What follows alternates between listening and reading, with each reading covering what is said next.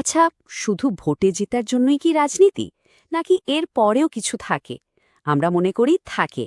আর সেই উদ্দেশ্য হল ডেটা আর ইঞ্জিনিয়ারিং ব্যবহার করে সাধারণ মানুষের জীবনকে আরও একটু উন্নত করা। আজ আমরা এই ভাবনা নিয়েই পশ্চিমবঙ্গের বারাসাত কেন্দ্রের গভীরে যাব আর দেখব কিভাবে সংখ্যা আর বাস্তবতা মিলেমিশে একটা উন্নত শাসনের পথ তৈরি করতে পারে। চলুন ম্যাপে একবার চোখ বোলানো যাক।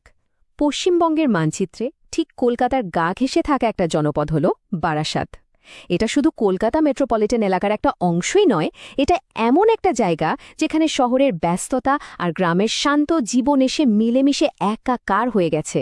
আর কলকাতার সাথে এর এই যে নিবিড় যোগাযোগ, এটাই এখানকার অর্থনীতি আর সমাজকে একটা বিশেষ চরিত্র দিয়েছে। আমাদের এই বিশ্লেষণটা কয়েকটা ধাপে এগোবে। প্রথমে আমরা বুঝব মাটির বাস্তবতা, মানে সেখানকার আসল পরিস্থিতিটা কি। তারপর আমরা সংখ্যার গভীরে যাব, জনমতের পেছনের কারণ খুঁজব, আর সবশেষে শাসনের জন্য একটা স্পষ্ট রূপরেখা তৈরি করার চেষ্টা করব। চলুন শুরু করা যাক। যে কোনো জায়গার আসল গল্পটা তো সংখ্যা দিয়ে শুরু হয় না, শুরু হয় সেখানকার মাটি আর মানুষজনকে দিয়ে। বারাসাতের মানুষের প্রতিদিনের জীবনের লড়াইগুলো ঠিক কি? তাদের পারিপার্শ্বিক চ্যালেঞ্জগুলো কেমন?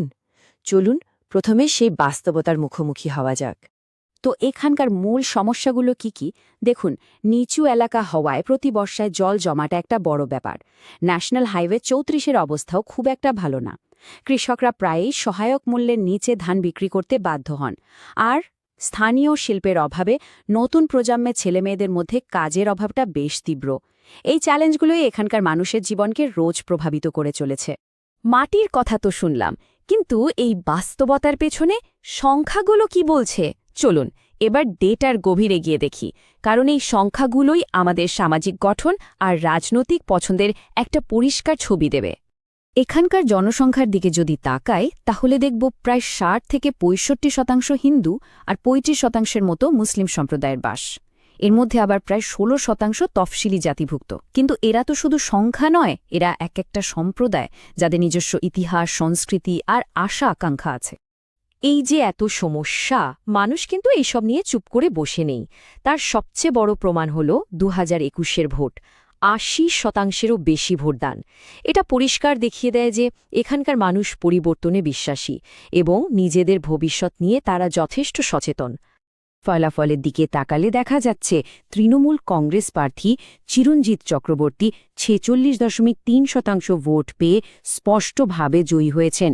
বিজেপি ছিল দ্বিতীয় স্থানে, আর বামফ্রন্টের শরিক ফরওয়ার্ড ব্লক ছিল তৃতীয় স্থানে। কিন্তু আসল গল্পটা কিন্তু এই জয়ের ব্যবধানে নেই, লুকিয়ে আছে ভোটের এই অদল বদলে।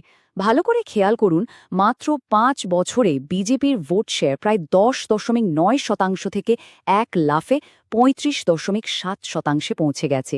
আর ঠিক তার উল্টো দিকে বামেদের ভোট ৩৬.৩% থেকে কমে ১৫.১% এসে দাঁড়িয়েছে।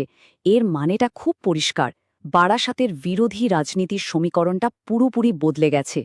আর এখানেই গণতন্ত্রের আসল সৌন্দর্য। দেখুন, গণতন্ত্র মানে কিন্তু শুধু ভোট দেওয়া নয়, এর আসল মানে হল তথ্য জেনে প্রশ্ন করার অধিকার। এই যে ডেটা আমরা দেখছি, এটাই আমাদের সেই অধিকার প্রয়োগের একটা রাস্তা। কারণ আবেগ দিয়ে নয়, তথ্য দিয়ে আমরা নেতৃত্বকে দায়বদ্ধ রাখতে পারি আর সঠিক প্রশ্নগুলো করতে পারি। আচ্ছা, সংখ্যাগুলো তো দেখলাম, কিন্তু এই সংখ্যাগুলোর পেছনে মানুষের মনের কথা কি? মানুষ কেন এভাবে ভোট দিল? চলুন এবার এই জনমতের পেছনের কারণগুলোকে একটু তলিয়ে দেখি। বর্তমান বিধায়ক চিরঞ্জিত চক্রবর্তীর দিকে যদি তাকাই, ওনার কিন্তু বেশ কিছু শক্ত দিক রয়েছে। প্রথমত, তিনি একজন জনপ্রিয় অভিনেতা, তাই তার পরিচিতি ব্যাপক। তার পেছনে তৃণমূল কংগ্রেসের শক্তিশালী সংগঠন আছে। আর তিনি ২০০১ সাল থেকেই এই কেন্দ্রের দলের মুখ। রাজ্যের বিভিন্ন কল্যাণমূলক প্রকল্পের মুখ হিসেবেও মানুষ তাকে। কিন্তু প্রত্যেকটা শক্তির উল্টো দিকে কিছু দুর্বলতাও থাকে। যেমন ধরুন, এলাকার পরিকাঠামো, মানে রাস্তা বা বন্যা নিয়ন্ত্রণের ব্যর্থতার দায়টা স্বাভাবিকভাবে তার ওপর আসে। কাটমানি বা এসএসসি কেলেঙ্কারির মতো রাজ্য স্তরের দুর্নীতির অভিযোগ দলের ভাবমূর্তিকে কিছুটা হলেও ধাক্কা দিয়েছে। আর দীর্ঘদিন ক্ষমতায় থাকার ফলে একটা প্রতিষ্ঠান বিরোধী মনোভাবও তৈরি হয়েছে। আর ঠিক এই ফাঁকটা দিয়েই কিন্তু বিজেপির উত্থান। তারা শহরে হিন্দু, ব্যবসায়ী আর নতুন প্রজন্মের ভোটারদের কাছে একটা নতুন বার্তা নিয়ে পৌঁছাতে পেরেছে। ডাবল ইঞ্জিন সরকারের প্রতিশ্রুতি আর দুর্নীতি বা ভোট পরবর্তী হিংসা নিয়ে মানুষের মনের মধ্যে যে অসন্তোষ ছিল সেটাকে তারা সফলভাবে কাজে লাগিয়েছে। তো সমস্যা তো চিহ্নিত হল, কিন্তু আসল কাজ তো সমাধানের রাস্তা খোঁজা। এই ডেটা আর বাস্তবতাকে মিলিয়ে বারাসাতের জন্য একটা নির্দিষ্ট, পরিমাপযোগ্য এবং কার্যকর উন্নয়নের পরিকল্পনা কি হতে পারে? আসুন সেই রূপরেখাটা একবার দেখি। মনে আছে সেই ভাঙা রাস্তা আর বন্যার কথা? এর একটা সমাধান হতে পারে পরিকাঠামো উন্নয়ন।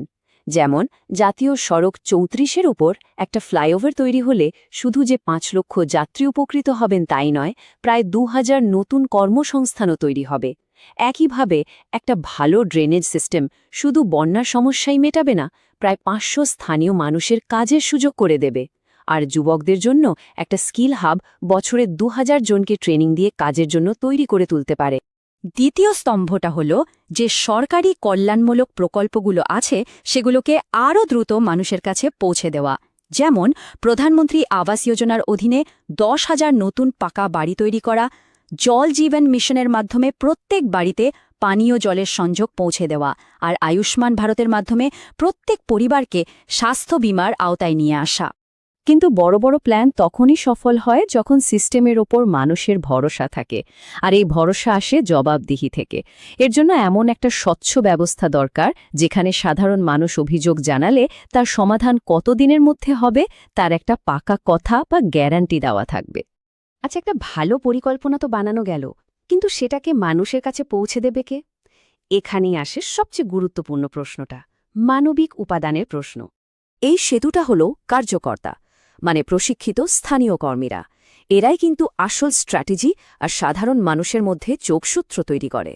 এরা মাটির খবরটা ওপর পর্যন্ত পৌঁছে দেয়, আবার সরকারি প্রকল্পগুলো মানুষের দোরগোড়ায় নিয়ে যায়।